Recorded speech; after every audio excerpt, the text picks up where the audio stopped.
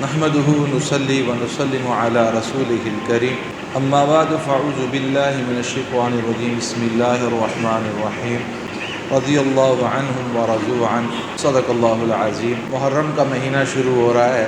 یکم محرم الحرام شہادت سیدنا فاروق اعظم رضی اللہ تعالی عنہ، اور 10 محرم الحرام کو شہادت سیدنا امام حسین رضی اللہ تعالی عنہ، جانصار آل بیت رضوان اللہ تعالی علیہم اجمعین کی شہادت کا دن ہے۔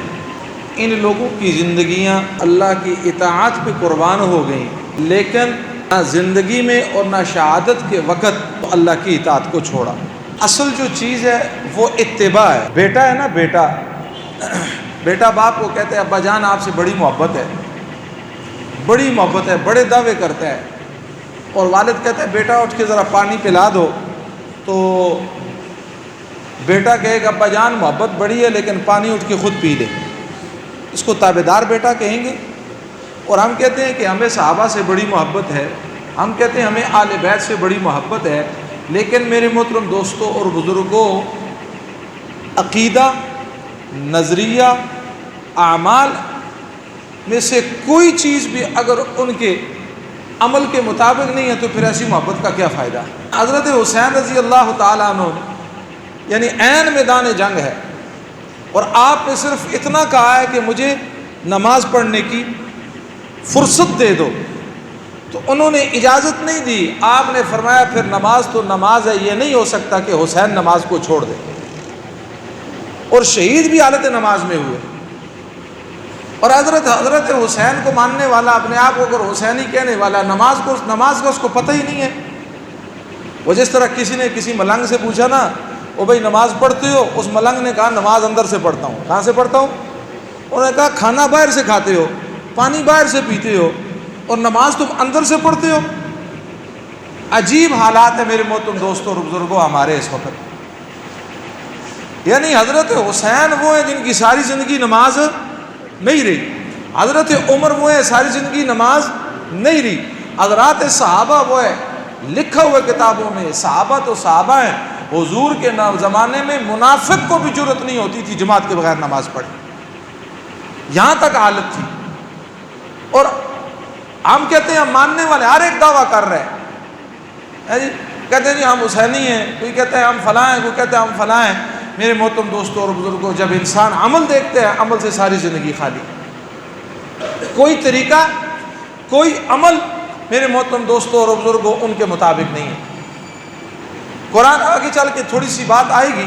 سیدنا عمر فاروق رضی اللہ تعالیٰ عنہ وہ صحابی ہیں، وہ 17 مقام ایسے ہیں قرآن کے، 17 جگہ قرآن کی ایسی ہیں جو زمین پر حضرت عمر نے سوچا، حضرت عمر کی سوچ کو عرش والے نے قرآن بنا کر نازل کر دیا۔ ان میں سے ایک مقام یہ بھی ہے کہ حضرت سیدنا عمر فاروق رضی اللہ تعالیٰ عنہ نے حضور علیہ السلام سے عرض کہ اللہ کے محبوب، غیرت گوارا نہیں کرتی کہ مسلمان عورتیں بغیر پردے کے باہر نکلیں۔ حضور علیہ السلام نے فرمایا میں تو اللہ کی مرضی کے بغیر کوئی کام، لب بھی حضور اللہ کی مرضی کے بغیر نہیں ہلا سکتا۔ حضرت عمر ٹھنڈی آب بھر رہے ہیں، تو میرے محترم دوستو اسی وقت قرآن کی آیت اتری، یا ایھا النبی، اے نبی کہہ دیجئے کلی ازواجک و بناتک، سب سے پہلے اللہ نے پیغمبر مصطفیٰ صلی اللہ تعالی وسلم کو ازواج مطہرات اپنی بیویوں کے متعلق کہہ دیا، ان کو کہو پردہ کیجئے، اور اپنی بیٹیوں کو کہیں گے پردہ کیجئے، نساء المؤمنین، اور ایمان والوں کی عورتوں کو کہیں گے وہ پردہ کریں۔ اگر اس دور میں حضرت عمر آ جاتے تو جو حالت اب ہماری بنی ہوئی ہے، جو بے پردگی کی حالت بنی ہوئی ہے، جو عریانی اور فحاشی کی حالت بنی ہوئی ہے، حضرت عمر جیسا غیرت مند، حضرت عمر جیسا جری، حضرت عمر جیسا بہادر انسان کیا حشر کرتا، وہ میں اور آپ سوچ نہیں سکتے۔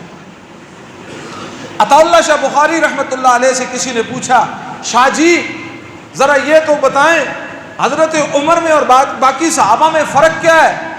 حضرت شاہ جی رحمۃ اللہ علیہ نے 2 جملوں میں مسئلہ حل کر دیا۔ حضرت شاہ جی رحمۃ اللہ علیہ نے فرمایا باقی صحابہ میں حضرت عمر میں فرق یہ ہے، باقی صحابہ آمنہ کے لال کے مرید ہیں، حضرت عمر آمنہ کے لال کی مراد ہے۔ حضرت عمر وہ ہے جن کو میرے محترم دوستو امام الانبیاء صلی اللہ تعالی وسلم نے جھولی پھیلا کر مانگا. مانگنے والا کون ہے؟ امام الانبیاء. ہم کسی سے کوئی چیز مانگے گھٹیا چیز نہیں مانگتے, گھٹیا چیز پر ہم کمپرومائز نہیں کرتے, ہلکی چیز پر ہمارا دل جو ہے مطمئن نہیں ہوتا. جب ہمارا دنیا کے معاملے میں یہ حال ہے تو بتاؤ کائنات کے امام الانبیاء صلی اللہ تعالی علیہ وسلم عرش والے سے گھٹیا چیز مانگیں گے؟ عام نے کہا ربا اسلام کو دیکھ لیجئے کہ اسلام ضعیف ہے. حضرت یاسر مار کھا رہے ہیں, حضرت عمار مار کھا رہے ہیں, حضرت سمیہ کی چمڑی ادھیڑی جا رہی ہے. حضور مکے کی گلیوں سے گزر رہے ہیں اور دیکھ رہے ہیں حضرت عمار, حضرت سمیہ, حضرت یاسر کو مکے والے مار رہے ہیں. اور حضرت یاسر کہنے لگے اللہ کے معبود دیکھ لیجیے ہمارا حال. حضور دیکھ رہے ہیں اور آپ نے فرمایا آل یاسر صبر کرو, صبر کرو, صبر کرو, اللہ تمہیں اس کا اجر دے گا. کمزور ہے اسلام. نماز دار ارقم میں پڑھی جا رہی ہے, علل اعلان نماز نہیں پڑھ سکتے. اس حال میں اللہ نے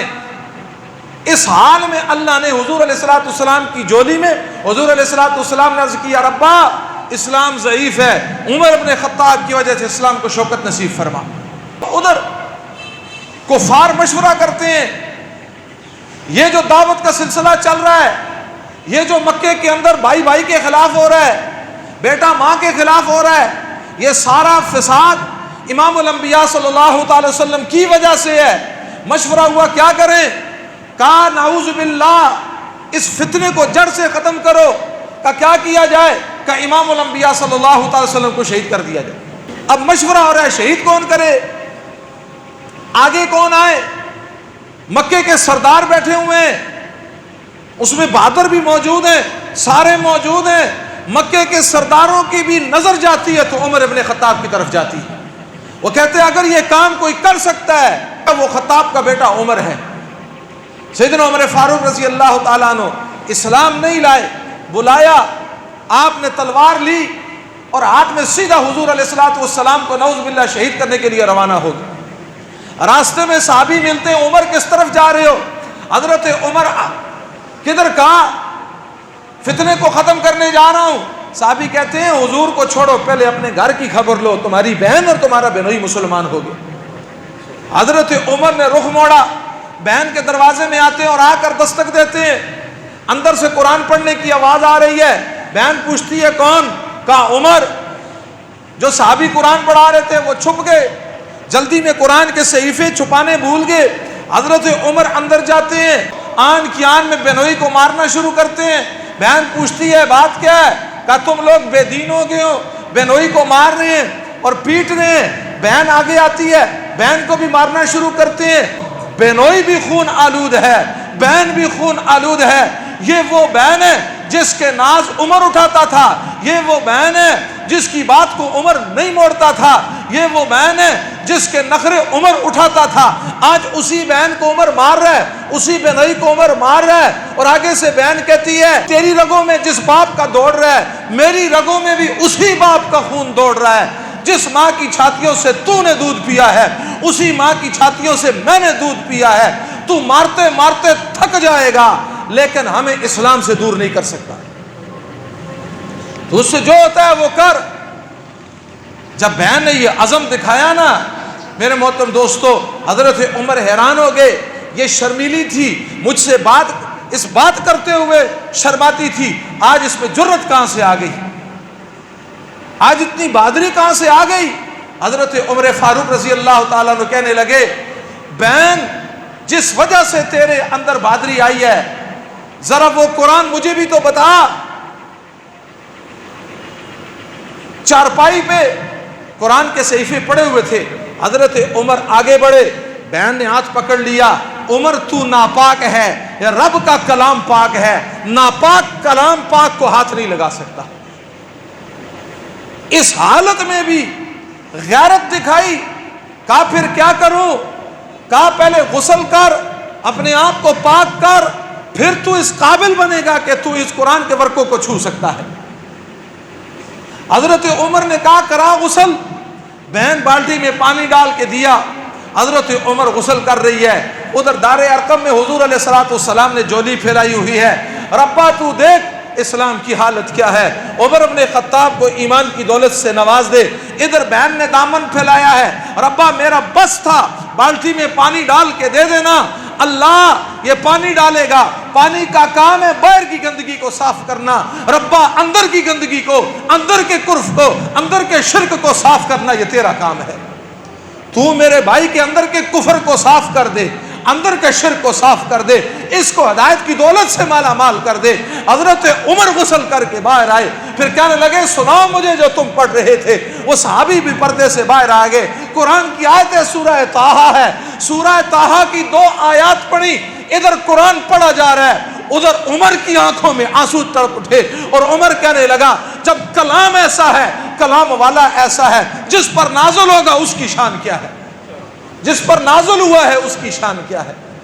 حضرت عمر فاروق رضی اللہ 2 آیات سنی, اندر کی زندگی, دل کی دنیا بدل گئی.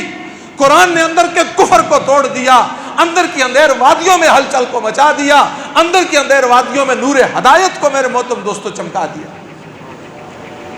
آج ہم بھی قرآن پڑھتے ہیں, پہلے تو فرصت ہی نہیں ہے قرآن پڑھنے کی, فرصت ہی نہیں ہے قرآن کے سمجھنے کی, وقت ہی نہیں ہے قرآن کو سمجھے. بچہ پیدا ہوا, اٹھا کے اس کو اسکول میں ڈال دیا, بستوں کا, ایک کتابوں کا لدا ہوا بستہ اس کے پیچھے لگا دیا. اس بچے کی دوڑ لگ رہی ہے, ماں بھیج رہی ہے, بچہ آ رہا ہے, جا رہا ہے, جا رہا ہے, آ رہا ہے, جا رہا ہے. نہ ماں کو فکر ہے نہ باپ کو فکر ہے کہ یہ میرا بچہ قرآن کے قریب کس طرح جائے, ہدایت کے قریب کس طرح جائے, اس کے سینے میں اللہ کا کلام اور ہدایت کیسے اترے. کسی کو کوئی فکر نہیں ہے, کس کو ہدایت کیسے ملے, مجھے قرآن کا فہم کیسے حاصل ہو, مجھے قرآن کس طرح سمجھ آئے, میری زندگی کس طرح بدلے. ساری دنیا کی ڈگریاں, انکار نہیں ہے, ساری دنیا کی ڈگریاں موت پہ جا کے ختم ہو گئی. بس وکیل صاحب کی وکالت موت پہ ختم ہے, انجینئر صاحب کی ڈگری موت پہ ختم ہے. یہاں سے آگے جو ڈگری چلے گی وہ ایمان کی, وہ عمل کی, وہ تقوی کی, وہ قرآن کی, وہ ہدایت کی ڈگری چلے گی. اور یہاں جو زندگی ہے وہ 60-70 سال ہے, اور وہاں کی جو زندگی ہے وہ نہ ختم ہونے والی ہے. کہا مجھے لے کر جاؤ, اور پھر حضرت عمر عجیب الفاظ میں کہا میرے گلے میں پٹا ڈالو, گھسیٹ کر مجھے حضور کے پاس لے کر جاؤ. دار ارقم کی طرف جا رہے ہیں, صحابہ نے دیکھا اور تلوار ہاتھ میں, ہوش نہیں ہے کہ تلوار کو سنبھالوں. صحابہ نے دیکھا عمر آ رہے ہیں, عمر کے ہاتھ میں تلوار ہے. حضور نے صحابہ کو روکا. سید الشہداء حضرت امیر حمزہ رضی اللہ تعالیٰ نے حضور کے چچا عرض کرنے لگے اللہ کے محبوب آنے دو, آنے دو اس کو. ہاں اگر صحیح ارادے سے آیا سینے سے لگائیں گے, اگر غلط اسی تلوار کو لے کر اس کا سر قلم کریں گے. سیدنا عمر فاروق رضی اللہ تعالیٰ عنہ آئے اور آ کر سیدھا حضور کے قدموں کے اللہ کے محبوب میں کلمہ پڑھ کے مسلمان ہوتا ہوں. نماز کا وقت آیا, اذان دینی شروع کی. کہا اللہ کے محبوب یہ کیا بات ہے؟ کہا اذان کے بعد نماز پڑھیں گے. کہا یہاں, کہاں کیا کریں عمر, بیت اللہ میں نماز پڑھ رہا تھا, میرے اوپر آ کر اونٹ کی اونجری کو ڈال دیا. میری چھوٹی بیٹی زینب آ کے وہ اس کو کھینچ رہی ہے, اس اونٹ کی اونجری کو بھی میرے اوپر سے کھینچنے والا کوئی نہیں تھا.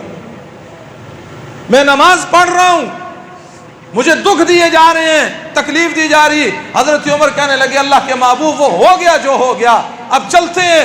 صحابہ کو لے کر, حضور کو لے کر ادھر دار الندوہ میں ابو جہل, عتبہ, شیبہ یہ لوگ بیٹھے ہوئے, شراب سامنے رکھی ہوئی ہے, خبر آئے گی اور جشن منائیں گے. وہ اس انتظار میں نعوذ باللہ حضور علیہ الصلوۃ والسلام کو شہید کر کے عمر واپس آئے گا. اور ادھر میرے محترم دوستو حضرت عمر بیت اللہ میں جا کر اعلان کرتے ہیں کھڑے ہو کے, جس نے بچے یتیم کروانے ہیں وہ سامنے آ جائے, جس نے بیویوں کو بیوہ کروانا ہے وہ سامنے آ جائے. سنو عمر مسلمان ہو گیا ہے, اور آج کعبے میں آج کے بعد نماز پڑھی, جس کی جرت آ جائے مقابلے میں. اس کو عمر ابن خطاب کہتے ہیں, جس کا روب اور دبدبا آل کفر کے کلیجوں کو چیرتا تھا. اسی لیے تو کفر نے یہ نہیں کہا تھا, عالم کفر کے مورخین تاریخ دان اس بات کو لکھتے ہیں عمر 1 سال اور زندہ رہ جاتا دھرتی سے کفر ختم ہو جاتا. ایسا جری اور بہادر اللہ نے حضور علیہ الصلوۃ والسلام کے دامن میں ڈالا ہے. سیدنا عمر فاروق رضی اللہ تعالیٰ عنہ کون ہیں؟ حضرت عمر وہ ہیں 17 مقام قرآن کے ایسے ہیں. حضرت عمر نے سوچا ہے, اللہ نے حضرت عمر کی سوچ کو قرآن بڑھا کر دھرتی پر نازل کر دیا ہے. بدر کا میدان ہے, بدر کے قیدی آتے ہیں, یہ 70 قیدی مشرکین مکہ کے بڑے بڑے سردار حضور مشورہ لیتے ہیں کیا کیا جائے. حضرت عمر سے مشورہ لیا. حضرت عمر نے 2 ٹوک الفاظ میں کہا اللہ کے محبوب کوئی رعایت نہیں, ان کی گردنیں اڑا دی جائیں. اور پھر اگلی بات کی کہ بات بھی ایسی ہو, جب بدر کا میدان تھا حضور نے حضرت عمر کو دیکھا, چچا کا کپڑا پاؤں کے نیچے دے کر حضرت عمر مار رہے ہیں. حضور نے فرمایا عمر تیرا چچا ہے. آگے سے کہنے لگے اللہ کے محبوب جو آپ کا نہیں وہ میرا نہیں, جو آپ کا ہے وہ میرا ہے. جس کی نسبت مصطفیٰ سے نہیں اس کی نسبت عمر سے نہیں, چاہے باپ کیوں نہ ہو. پھر آپ نے فرمایا یوں نہیں, ان کے جو رشتہ دار مسلمان ہیں ان کے حوالے کیا جائے, وہ ان کی گردنوں کو اڑائیں. حضرت ابو بکر سے رائے لی گئی اور صحابہ سے رائے کی. فیصلہ حضرت ابو بکر کی رائے پر ہوا. جب فیصلہ ہو گیا اللہ نے فوراً قرآن کی آیت اٹھا کر کہا اے میرے محبوب جو عمر کی رائے تھی میری بھی وہی رائے تھی. اللہ کہتے ہیں جو عمر کا فیصلہ, جو عمر کی رائے تھی, فیصلہ نہیں, جو عمر کی رائے تھی. حضور عمرہ کر رہے ہیں, مقام ابراہیم کے سامنے حضرت عمر کھڑے ہیں. حضور پوچھتے ہیں عمر بات کیا ہے؟ کہ اللہ کے محبوب دل کرتا ہے یہاں 2 رکعت نفل عمرے کے بعد ادا کیے جائیں. حضور نے فرمایا میں اپنی مرضی سے کچھ نہیں کر سکتا جب تک رب نہ کہے. عمر نے نگاہیں آسمان کی طرف اٹھائیں اور ادھر سے اور قرآن کی آیت واتخذوا من مقام ابراہیم مصلی. عمر کہتا ہے نفل پڑھے جائیں. اے میرے محبوب قیامت تک کے لیے کہہ جائے یہاں پر نفل ادا کیے جائیں. 17 مقام ہیں اور بھی بہت ساری جگہیں ہیں. میرے محترم دوستوں اور بزرگوں, حضرت عمر وہ تھے فرمایا جس گلی سے عمر گزرتا تھا اس گلی سے شیطان بھاگ جاتا تھا. کیسا مقام اللہ نے عطا کیا. اب ذرا خلافت کی طرف آئیے. اب خلافت کا زمانہ ہے, یہ نہیں ہے. عمر وہ ہے جو ایران کو فتح کرنے والا ہے. عمر وہ ہے جو شام کی دھرتی کو فتح کرنے والا ہے. عمر وہ ہے جو میرے محترم دوستوں رومیوں کے اس غرور کو خاک میں ملانے والا ہے. عمر وہ ہے جس نے مصر کی دھرتی کو فتح کیا. عمر وہ ہے جس نے سارے یورپ کو فتح کیا. 22 لاکھ مربع میل کا حکمران ہے. رات کو سو نہیں رہے, کروٹ ادھر بدل رہے ہیں, کروٹ ادھر بدل رہے ہیں, ساری رات نہیں سو رہے. خادم پوچھتا ہے یا امیر المومنین بات کیا ہے, سوتے کیوں نہیں ہیں؟ کہنے لگے فلاں علاقے میں ایک پل تھا, اس میں سوراخ تھا, اس سوراخ میں ایک بکری کا پاؤں پھنسا ہے, مجھے اطلاع پہنچی ہے, میں اس لیے نہیں سو رہا. کل قیامت کو اللہ کی بارگاہ میں یہ کہے گی میرا پاؤں پھنسا تھا عمر تیری حکمرانی تھی, میرا پاؤں پھنسا تھا عمر تو خلیفہ تھا, مجھے جواب دے. میں کیا جواب دوں گا؟ اس کو عدل کہتے ہیں. کہاں سے لائیں ایسے حکمران؟ یہ آج کے دھوکے باز, یہ آج کے بدبخت جو حکمرانی کا دعویٰ کرتے ہیں, کوئی میرے محترم دوستو اس قابل نہیں ہے کہ ان کو حکمران بنایا جائے. کسی جماعت کا, کسی پارٹی کا کوئی بھی ہے, کوئی بھی دعویٰ کرتا ہے ہم اس کو مدینے کی ریاست بنائیں گے, سب جھوٹ ہے میرے محترم دوستو. اگر یہ لوگ مخلص ہوتے تو میرے محترم دوستو ان کا طرز زندگی حضرت عمر جیسا ہوتا. جاسوس مدینہ میں آتا ہے, عیسائی جاسوس ہے, آ کر مسلمانوں کو کہتا ہے مجھے اپنے خلیفہ کا, اپنے حکمران کا مال دکھاؤ. وہ صحابی کہتا ہے یہ پیچھے جو گھر ہے یہ ہمارے حکمران کا گھر ہے. وہ عیسائی جاسوس کہتا ہے مزاح کیوں کرتے ہو, مزاح کیوں کرتے ہو, یہ تو کچا مکان ہے, یہ کوئی محل ہے اور اس کے اوپر چھت کھجور کے پتوں کی پڑی ہوئی ہے, بارش ہو تو ٹپک رہی ہے. کہ مزاح کیوں کرتے ہو؟ کہ ہمارے حکمران کا گھر یہی ہے. اس نے کہا اچھا گھر تو دیکھ لیے, ذرا اپنے حکمران کو بھی دکھا دو. کہا گھر کے گزارے کے لیے جنگل سے لکڑیاں کاٹنے کے لیے گیا ہوا ہے. گھر کے گزارے کے لیے جنگل سے لکڑیاں کاٹنے کے لیے گیا ہوا ہے. عمر, حضرت عمر بیمار ہیں, حضرت عمر بیمار ہیں. طبیب آتا ہے اور معائنہ کرتا ہے کہ امیر المومنین خشک روٹی کھانے کی وجہ سے آپ کے پیٹ میں آپ کی انتڑیاں خشک ہو چکی ہیں، اس کا حل زیتون کا تیل ہے، گھر میں ہے۔ حضرت عمر نے منگایا، تھوڑا سا تھا، وہ حکیم کہنے لگا، وہ ڈاکٹر کہنے لگا یہ آپ کے لیے کافی نہیں ہے، یہ آپ کے لیے کافی نہیں ہے۔ کہا پھر کیا کریں؟ کہ آپ بیت المال سے لے لیں۔ حضرت عمر کہنے لگے خزانے پر میرا اختیار نہیں ہے، بیت المال پہ میرا اختیار نہیں ہے، یہ میرے اختیار میں نہیں ہے۔ اچھا وزیر خزانہ کو بلائیں۔ وزیر خزانہ اس وقت جو وزیر خزانہ تھا اس کا نام اسلم تھا، وہ اسلم بھی حضرت عمر کا غلام تھا۔ حضرت عمر کا غلام خزانے کا وزیر آپ نے بلایا، آپ نے کہا بیت المال میں خزانے میں زیتون کا تیل ہے؟ کہ جی امیر المومنین ہے۔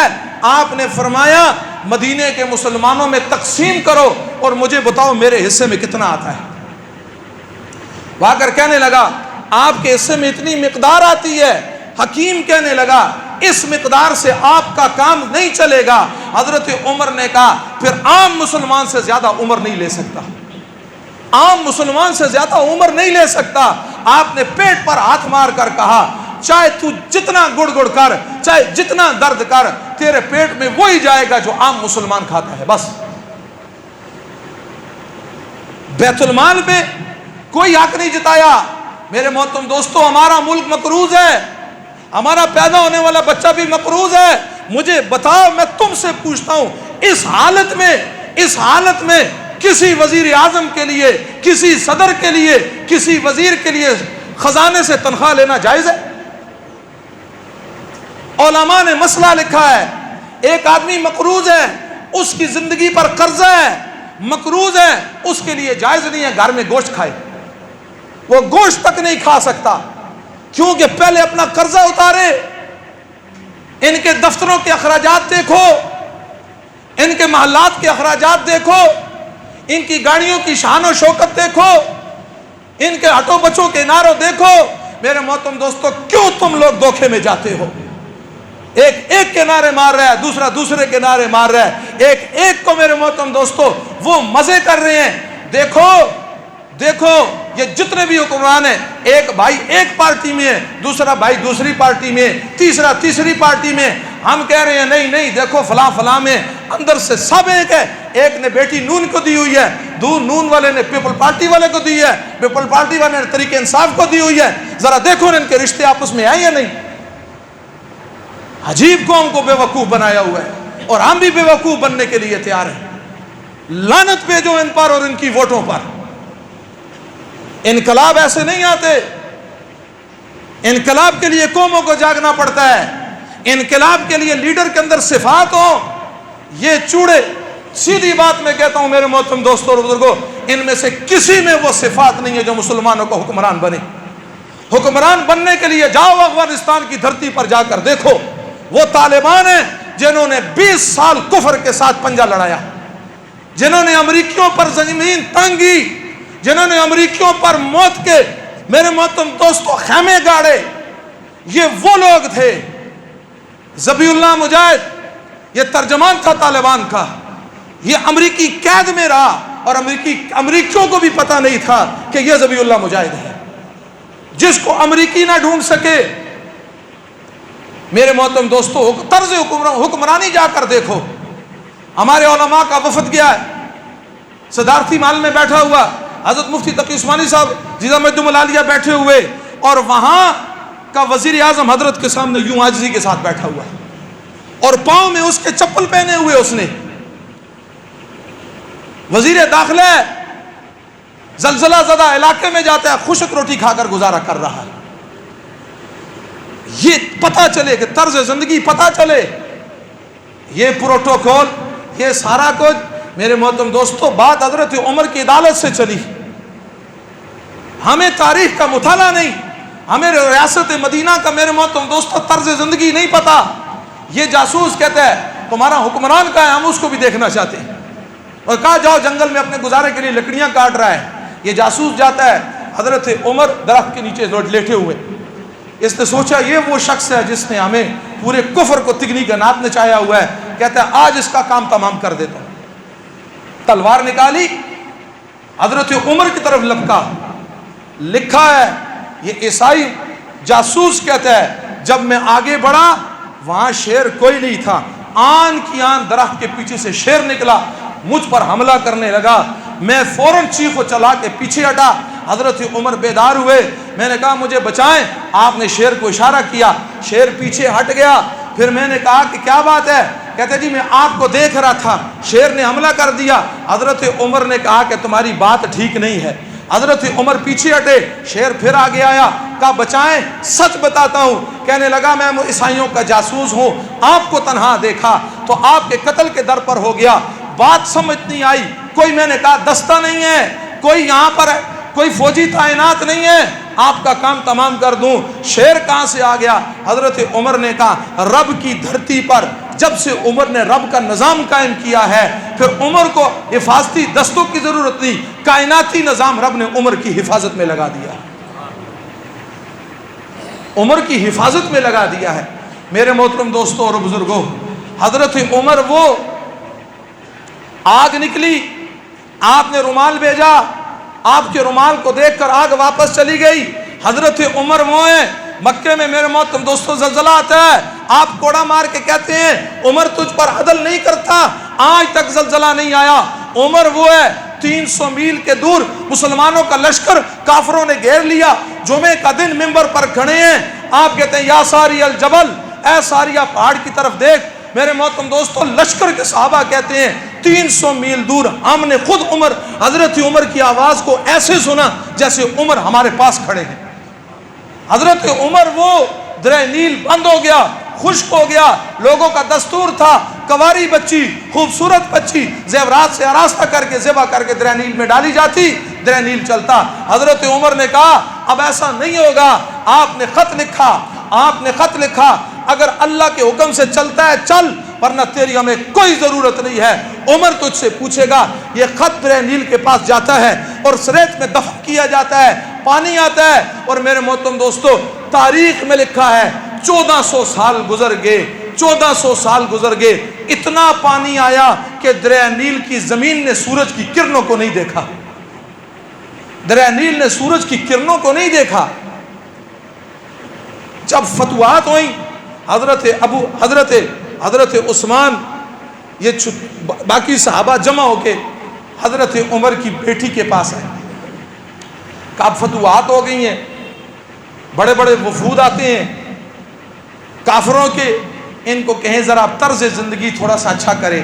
اب تو مدینے کی گلیوں میں کیسر و کسرا کے ہیرے جواہرات یوں ڈھیر لگے ہوئے ہیں، رول رہے ہیں۔ تو جب آئے نا تو بیٹی نے بات شروع کی، حضرت عمر نے کہا یہ تیری بات نہیں ہے، تجھ سے کسی اور نے کی، مجھے ان کے نام بتا۔ پھر حضرت عمر کی آنکھوں میں آنسو آ گئے، کہا بیٹی تو بتا کہ حضور کی زندگی کیسی تھی۔ کہنے لگی ابا جان ایک ہی ٹاٹ کا بستر تھا، آدھا رات کو نیچے کرتے تھے، آدھا اوپر اوڑھ لیتے تھے، اور جب دنیا سے رخصت ہوئے تو جتنے اس وقت پیوند آپ کے کپڑے پر ہیں اتنے پیوند حضور کے لباس میں تھے۔ پھر آگے کہنے لگے بیٹی پھر تو مجھے حضور کے دربار میں کیوں شرمندہ کرنا چاہتی ہے؟ عمر اسی حال میں حضور سے ملنا چاہتا ہے، اور بہت سی باتیں ہیں، ڈاک کا نظام شروع کیا، پولیس کا محکمہ شروع کیا، اب یہ جو نہری نظام ہے اس کو شروع کیا، بہت ساری چیزیں ہیں جو سیدنا عمر فاروق رضی اللہ تعالیٰ نے سن ہجری کو آپ نے ایجاد کیا۔ میرے محترم دوستوں اور بزرگوں، عدل اور انصاف کے ہزاراں واقعات ہیں، وقت نہیں ہے، میں وقت کی لگام میرے محترم دوستوں آگے نہیں جانی دیتی۔ ایران فتح ہوا، ایران کی شہزادیاں غلام بنا کے مدینے میں لائی گئیں۔ شہربانوں، ایرانیوں کا حسن بڑا مشہور تھا، کہتے ہیں عورتیں چھتوں پہ آ گئیں ان کے حسن کو دیکھنے کے لیے۔ جب تقسیم کی باری آئی میرے محترم دوستوں اور بزرگوں، یہ شہربانوں شہزادی تھی، سیدنا عمر فاروق رضی اللہ تعالیٰ عنہ تقسیم کر رہے ہیں۔ آپ جب شہربانوں کی باری آئی آپ نے فرمایا شہزادی ہے، شہزادے کو دوں گا۔ حضرت عمر کے بیٹے حضرت عبداللہ ابن عمر جی میں سوچنے لگے شہزادہ تو میں ہوں، شاید مجھے ملے۔ حضرت عمر نے کہا شہزادی ہے، شہزادے کو دوں گا۔ پھر آپ نے فرمایا شہر بانو میں حضرت حسین کو دیتا ہوں۔ بیٹے نے اعتراض کیا، حضرت عمر کھڑے ہو کر کہنے لگے تو حسین کی برابری کرتا ہے، بتا تیرا نانا کون ہے، حسین کا نانا کون ہے؟ تیری اماں کون ہے، حسین کی اماں کون ہے؟ تیرا خاندان کون ہے، حسین کا خاندان کون ہے؟ تو حسین کی برابری نہیں کر سکتا۔ پھر میرے محترم دوستو، حضرت حسین کا شیربانوں سے نکاح خود پڑھایا۔ آپ اس نکاح کے نکاح خوائیں۔ اگر کوئی آج کا حضرت عمر پر تنقید کرتا ہے، میں کہتا ہوں عمر پر تنقید نہیں کرتا، حضرت حسین کے نکاح پہ تنقید کرتا ہے۔ اس لیے میرے محترم دوستوں اور بزرگوں، یہ ساری طرز زندگی، بہت سارے عدل کے واقعات ہیں، بہت سارے عدل کے واقعات ہیں۔ اس لیے میرے محترم دوستوں اور بزرگوں، دل اندر سے جلتا ہے، دل خون کے آنسو ہوتا ہے جب اس وقت میرے محترم دوستوں اپنے ملک کو دیکھتا ہوں۔ آپ نہیں دیکھ رہے ہمارا پورا ملک اس وقت سیلاب کے اندر ڈوبا ہوا ہے؟ نہیں ڈوبا ہوا؟ آپ نے اس بچے کی تصویر نہیں دیکھی جس طرح شام کے ساحل پر اس بچے کی تصویر تھی جو اس وقت قسم پرسی میں ان موجوں کے سپرد ہوا؟ آج بھی بلوچستان کا وہ بچہ جو 2.5 سال کا اس سیلاب کی زد میں آ کر دنیا سے رخصت ہو گیا، کیا خدا ان سے نہیں پوچھے گا؟ کہ اللہ ان سے نہیں پوچھے گا؟ ان کو آگے لانے والے بھی اس میں برابر کے شریک ہیں۔ عدل اس وقت ہوگا، عدل اس وقت ہوگا۔ عمر بن عبدالعزیز رحمۃ اللہ علیہ 2.5 سال حکومت کی، کتنی کی؟ کتنے بر اعظموں پہ؟ 3 بر اعظموں پہ۔ کتنے بر اعظموں پہ؟ یہ بات یاد رکھنا، 3 بر اعظموں پہ حکمران عمر بن عبدالعزیز۔ جب آپ حکمران بنے خزانہ خالی تھا، خزانہ خالی تھا۔ 2.5 سال کا عرصہ، 2.5 سال کا عرصہ صرف پاکستان پہ نہیں، 3 بر اعظموں پہ سب سے پہلا کام آپ نے یہ کیا، پچھلے جتنے حکمرانوں نے کسی کو زمین تحفے میں دی، کسی کو جائیداد تحفے میں دی، کسی کو ملک کا مال تحفے میں دیا، آپ نے سب حکمرانوں سے سب کچھ واپس لیا۔ آپ نے کہا کسی حکمران کو یہ اختیار حاصل نہیں ہے کہ عام عوام کی زمین اور پیسہ کسی میں تقسیم کرے۔ یہاں کیا ہے جی، مربعوں کے مربع تقسیم ہو رہے ہیں۔ چیف جسٹس ریٹائر ہو رہا ہے، اس کو 200 کنال دے دو۔ فلاں جنرل ریٹائر ہو رہا ہے، اس کو اتنا دے دو۔ ان کے ریٹائر ہونے کے بعد بھی یہ ہے کہ ملک کبھی بھی پاؤں پہ کھڑا نہیں ہو سکتا جب تک لوٹی دولت میرے موت سریعام پھانسی دے کے ان کو واپس نہ لیا جائے۔ اب 2.5 سال کا عرصہ ہے، 2.5 سال کے عرصے میں نتیجہ کیا نکلا ہے؟ نتیجہ یہ نکلا ہے زکوٰۃ دینے والا زکوٰۃ دینے کے لیے پھر رہا ہے، لینے والا کوئی نہیں۔ 2.5 سال میں ملک خوشحال ہو گیا۔ یہاں 4 سال ایک کو مل رہے، 5 سال دوسرے کو مل رہے، ملک پھر بھی فقیر در فقیر ہے۔